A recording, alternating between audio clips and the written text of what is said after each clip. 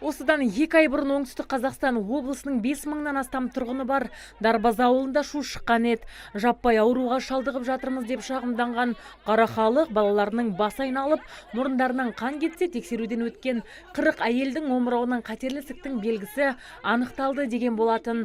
Мұнда тіпті аяғы ауыр келіндердің түсік тастауы белең алған, ал сырттан келген қонақтар болса, жағымсыз иістен әп сәтте мазасы қашатын көрінеді.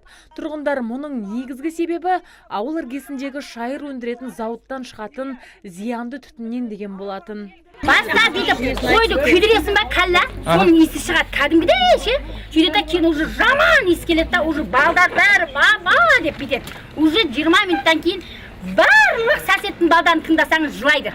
Кішкентай балдар сағат түнде 1-де, 2-де, 3-де шығарса да кішкентай балдардың бәрі жылайды. Халықтың өмірімен ойнап отыр былайша айтқанда. Өлсең өл, кесел болсаң кесел бол. Ең қымбат нәрсе адамның өмірі емес па? Сонда сіздер денсаулықтарыңызға не залал келіп жатыр бұл жерден? Қай жерден? Денсаулыққа міне бірінші асқазан, кәдімгі асқазан ашиды, кәдімгі судан ашиды асқазан. Бұрын ондай болмайды. Тоқтатсын мынаны, тоқтатпаса болмайды. Балдарымыз ауру болып жатыр. Не істеуіміз керек? Кімге жүгінеміз біз? Осы бейнематериалдан соң облыстан арнайы комиссия құрылып, мамандар Дарбаза ауылына тексеру жұмыстарын жүргізуге аттанған.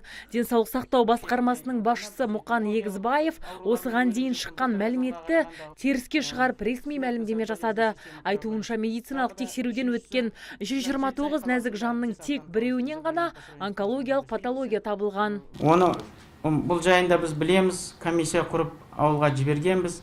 Біздің денсаулық сақтау басқармасынан барды. Қоғамдық денсаулық сақтау басқармасынан барды. Қоғамдық денсаулық сақтау басқармасы ол жердегі ауаның, жердің анализдерін алып тексерді. Ол мәліметтер сонда. Біз өзіміздің құзырымыз бойынша сол жердегі тұрғындардың барлығын медициналық тексеруден өткіздік.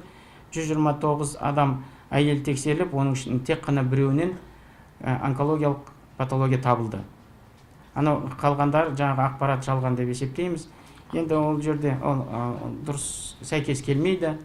Айта кетейік, халықтың шағымы зауыт ашылғалы туындап отыр дегенді биліктің өзі де растаған еді. Наразылық жиілеген соң құзырлы мекемедегілер бас қосып, жиын өткізіпті. Осы оқиғадан соң мамандар халықпен түсіндірме жұмыстарын жиі жүргізетінін айтқан.